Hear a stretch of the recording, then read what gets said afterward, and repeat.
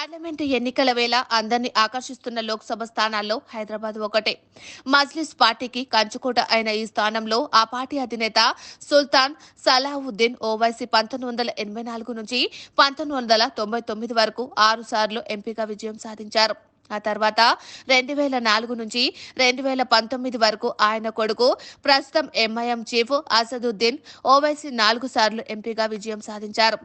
దాదాపు 4 దశాబ్దాలుగా ఈ స్థానం ఎంఐఎం ఆధీనంలోనే ఉంటుంది.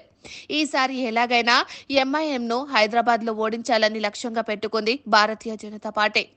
ఈ క్రమంలోనే ఇక్కడ కొంపెల్ల మాధవీలతను అభ్యర్థిగా బరిలో దించారు. దీంతో ఒక్కసారిగా అందరి దృష్టి హైదరాబాద్ పై పడింది.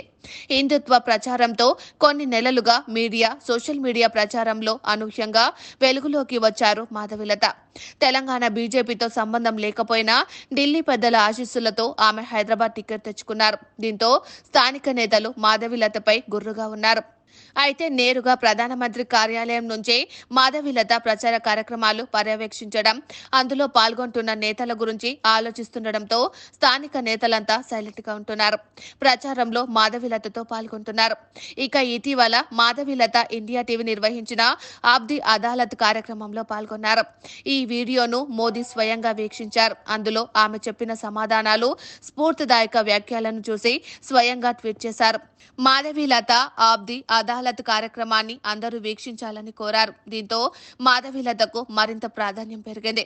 సీనియర్ నేతలు ఎందరో ఉన్నా బీజేపీ సభ్యత్వం లేకుండానే టికెట్ తెచ్చుకొని ఇప్పుడు మోదీతో కీర్తింపబడటంతో మాధవీలత పేరు మరింత మారుమోగింది. మోదీ ట్వీట్ తో మాధవీలత కార్యక్రమానికి 3.6 మిలియన్ల వ్యూస్ వచ్చాయి. హైదరాబాద్ లో ఎంఐఎం ను కట్టడి చేయడం అంత ఈజీ కాదు. ఓవైసీని ఢీకొట్టడం పెద్ద సవాల్. కానీ దానిని బీజేపీ స్వీకరించింది. ఆ బాధ్యతను మాధవీలత భుజస్కంధాలపై పెట్టింది. దీంతో ఆమెకు అత్యంత ప్రాధాన్యమిస్తోంది. తద్వారా ఓవైసీ ప్రాధాన్యం తగ్గించే ప్రయత్నం చేస్తుంది. మరి బీజేపీ టార్గెట్ ఏ మేరకు నెరవేరుతుందో చూడాలి.